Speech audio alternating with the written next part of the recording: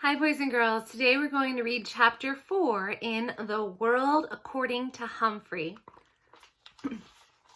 Chapter 4 is titled, The Most Important Man in the World. Luckily, Friday went by smoothly. Sorry to say, Saya didn't raise her hand, but Heidi Hopper did. Amazing. AJ actually whispered, Richie cleaned my cage.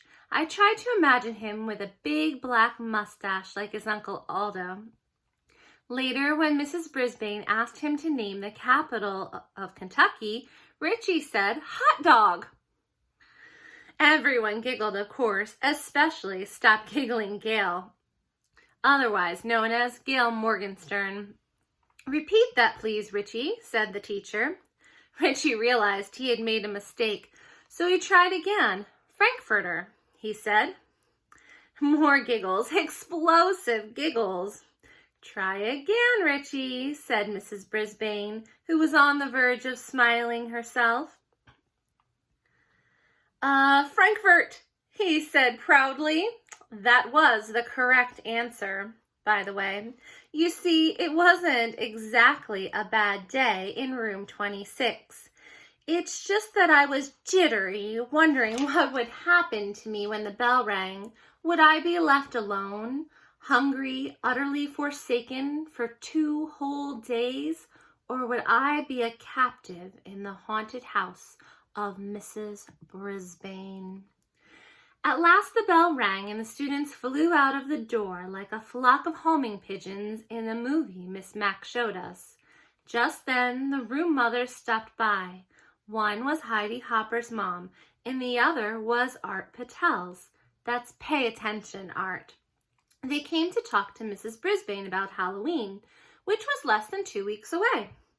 I didn't know what Halloween was, but it sure sounded scary, especially when they talked about bringing bats and witches and even worse, cats, right into the classroom. Shiver, quiver, shake. What could they be thinking? I was about ready to fling open the door of my cage and escape when the door opened and in walked the principal, Mr. Morales.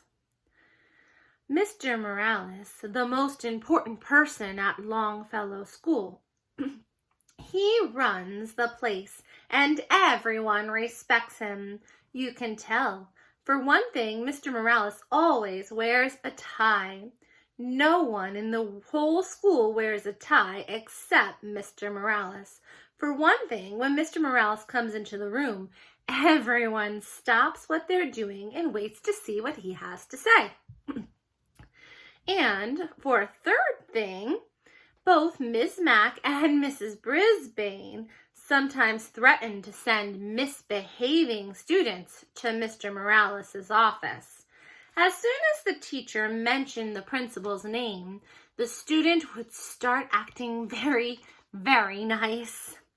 Good afternoon, ladies, said Mr. Morales. He was wearing a light blue shirt and a tie that had tiny books all over it. Everyone said hello. How was your first week back, Sue? He asked. Sue was apparently Mrs. Brisbane, although I never actually thought of her as having a first name before. She said it was great to be back and what a wonderful class it was, which obviously pleased the room mothers. Then Mr. Morales leaned over my cage and smiled. His tie dangled right over my head.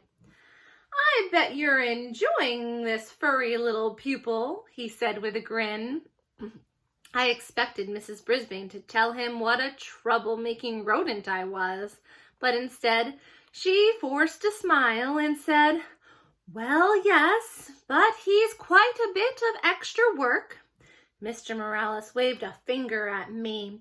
He didn't seem to hear what Mrs. Brisbane said.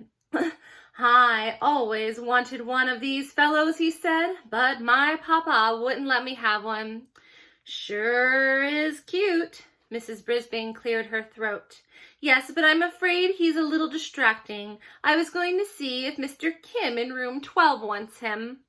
I was shocked. Luckily, so were the room mothers. Oh no, the children just love Humphrey," said Mrs. Patel. "Heidi talks about him all the time, and it's a wonderful way to teach the kids responsibility," Mrs. Hopper said. "Yes, but it's a little bit too much responsibility for me," Mrs. Brisbane sighed. "At least I have a couple days away from him this weekend." "You're not taking him home with you?" asked Mrs. Patel. Mrs. Brisbane backed away from the cage. "Oh, no, it's out of the question." "But Miss Mac always took him home," said Mrs. Hopper. "He'll be fine. He has plenty of food," Mrs. Brisbane answered very, very firmly. The room mothers were silent a second. Mr. Morales was still wiggling his finger at me. Then Mrs. Hopper spoke up. "Why don't the kids take turns bringing Humphrey home for the weekend? They can sign up. We'll talk to their parents and give them instructions. It will be a great experience." "Some people might not want him," said Mrs. Brisbane. "Squeak for yourself, Mrs. Brisbane." "That's fine," said Mrs. Hopper. "There'll be plenty who will." "I think it's great," Mrs. Patel agreed. "I'd take him today, but we're going up to the lake for the weekend." "Oh, I'd take him too," said Mrs. Hopper, "but we're painting the house and the place is a mess. Next week for sure." "Yes, I could do it next week," Mrs. Patel agreed. Mrs. Brisbane smiled a fake smile. "So who's going to take him this weekend?" The room mothers looked at one another. "I can make a few quick calls, maybe the Rinaldis," Mrs. Patel suggested. "Call, call, call," I squeaked. Suddenly, Mr. Morales stood straight up. "I have a better idea," he announced. "I'll take Humphrey home for the weekend. My kids will love him. Then, starting next week, you can have the students take turns." The three women were almost as surprised as I was. "Don't worry, he'll be in good hands," Mr. Morales assured them. Well, I guess I would be. After all, I was going home with the most important person at Longfellow School. As he drove me to his house, Mr. Morales told me how he always wanted a hamster when he was a kid, but his dad always said they didn't need another mouth to feed. I argued with him, Humphrey. I said, "Papa, I'd feed him off my own plate." Then Papa said we'd have to buy a cage and the stuff to put in it. I guess he was right, Humphrey. We couldn't afford it. He smiled a big smile, "But not anymore. I'm the principal of my own school." I told you he was important. His house was nice, but I didn't get to see much of it because as soon as we came in the door, two little whirlwinds tumbled into the room, shrieking and squealing. "Quiet down now, you'll frighten the little fellow," Mr. Morales told them. He got that right. He introduced us. The little boy, who was about 5, was named Willie. He kept poking his fingers through the wires in the cage. I was about to bite him. Pure instinct. But then I remembered, this is the son of the most important person at Longfellow School, so I didn't. The little girl, who was about 7, was named Brenda. She kept sticking her face up against the cage and squealing. I tried to squeak back at her, but I don't think she could hear me. Mr. Morales tried to quiet them down. He explained that I was a guest for the weekend and that they had to treat me with respect. They didn't listen. A pretty lady rushed through the room, jingling her car keys. "I'm late. I have a house to show." She glanced in my direction. "We'll talk about that later. Adios." Mr. Morales wished her luck, and she was gone. Then he carried me into the den with Willie and Brenda clinging to his legs and yelping. My cage was swinging back and forth so much I was getting airsick or cage sick. Mr. Morales set my cage on the table in their family room. Now get back and listen to me," he told his children. "I'll tell you all about him." "Can we take him out?" screamed Willie. "Can we put him in my room?" shouted Brenda. "Can he sleep with me tonight?" "We can't do anything until you settle down," Mr. Morales said.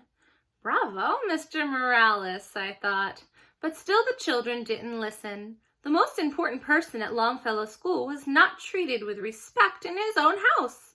Willie lurched forward and swung open the cage door. "Oh, there's poo in there!" he screamed. Where? Shrieked Brenda.